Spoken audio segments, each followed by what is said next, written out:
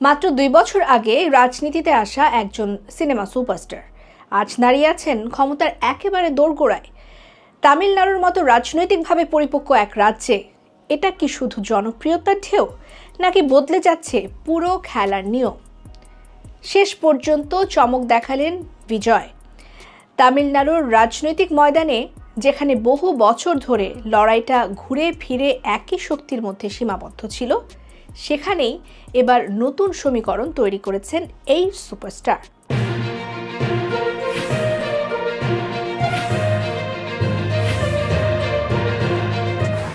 নরেন্দ্র মোদীর নেতৃত্বাধীন বিজেপি চেয়েছিল কমপক্ষে বিরোধী রাজনীতিতে নিজেদের অবস্থান মজবুত করতে, কিন্তু নির্বাচনের ট্রেন্ড যা বলছে সেই পরিকল্পনা বড় ধাক্কা খেয়েছে।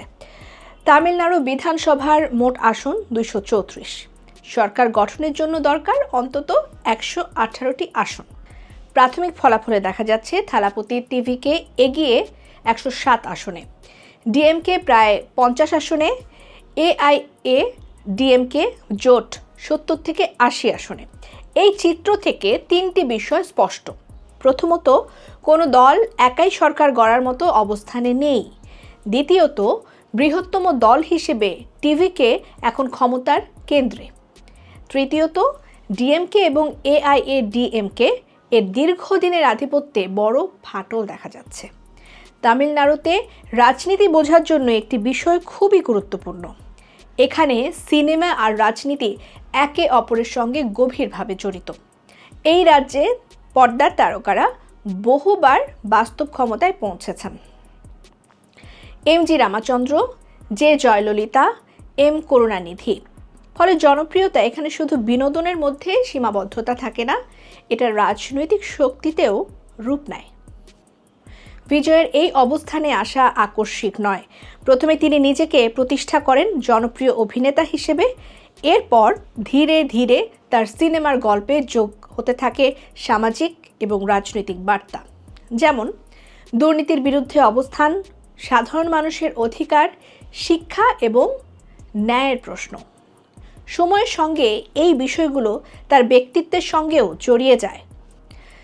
তার বিশাল ফ্যান ক্লাবগুলো শুধু সিনেমা নিয়েই সীমাবদ্ধ ছিল না, তারা রক্তদান কর্মসূচি চালিয়েছে, দুর্যোগে সাহায্য করেছে, বিভিন্ন সামাজিক কাজে যুক্ত থেকেছে। আর এই কার্যক্রমের মাধ্যমে তৈরি হয় জনসংযোগের শক্ত ভিত।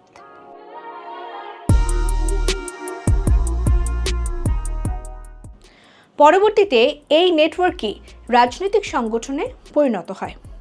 ডিএমকে এবং এআইএডিএমকে দীর্ঘদিন ক্ষমতায় থাকার ফলে এখন নানা চ্যালেঞ্জের মুখে, যেমন শাসন বিরোধী মনোভাব, দুর্নীতির অভিযোগ, পরিবার ভিত্তিক রাজনীতি, নেতৃত্বের অনিশ্চয়তা। বিশেষ করে জয়ললিতা এবং করুণানিধির পর দুই দলই কারিশমাটিক নেতৃত্বের অভাব অনুভব করছে। আর এই শূন্য জায়গাটাই কাজে লাগিয়েছেন বিজয়। বিজয়ের রাজনীতি ছিল তুলনামূলকভাবে ভিন্নধর্মী। তিনি সরাসরি আক্রমণাত্মক পথ নেননি। নিজেকে পরিবর্তনের প্রতীক হিসেবে তুলে ধরেছেন, নিচু স্তর থেকে সংগঠন গড়ে তুলেছেন, ডিজিটাল মাধ্যমকে গুরুত্ব দিয়েছেন। তার তারকা খ্যাতিকে তিনি রাজনৈতিক বার্তার বাহনে পরিণত করেছেন। আগে প্রচারণা মানেই ছিল মাঠের রাজনীতি, এখন চিত্র বদলেছে। Social media, YouTube, short video, এসব প্ল্যাটফর্ম হয়ে উঠেছে মূল অস্ত্র। বিজয় এই জায়গায় অনেকটা এগিয়ে। তামিলনাড়ুর ভোটারদের বড় অংশ তরুণ। তাদের মধ্যে দ্রুত পরিবর্তনের চাহিদা, নতুন নেতৃত্বের প্রতি আগ্রহ, পুরনো রাজনীতির প্রতি অনীহা, এই মানসিকতাই বিজয়ের পক্ষে কাজ করেছে। আগে যেখানে দলীয় আনুগত্য প্রধান ছিল, এখন সেখানে দেখা যাচ্ছে ইস্যুভিত্তিক ভোট, ব্যক্তিকেন্দ্রিক সমর্থন। এই পরিবর্তন নতুন রাজনৈতিক শক্তির উত্থানকে সহজ করেছে। তামিলনাড়ুর রাজনীতিতে কারিশমা অত্যন্ত গুরুত্বপূর্ণ। আগে যেমন দেখা গেছে নেতাই হয়ে ওঠেন দলের মুখ, বর্তমানে সেই জায়গায় শূন্যতা তৈরি হয়েছিল। বিজয় সেই শূন্যতা পূরণ করতে পেরেছেন। যেহেতু স্পষ্ট সংখ্যাগরিষ্ঠতা নেই, তাই জোটই হতে পারে একমাত্র পথ।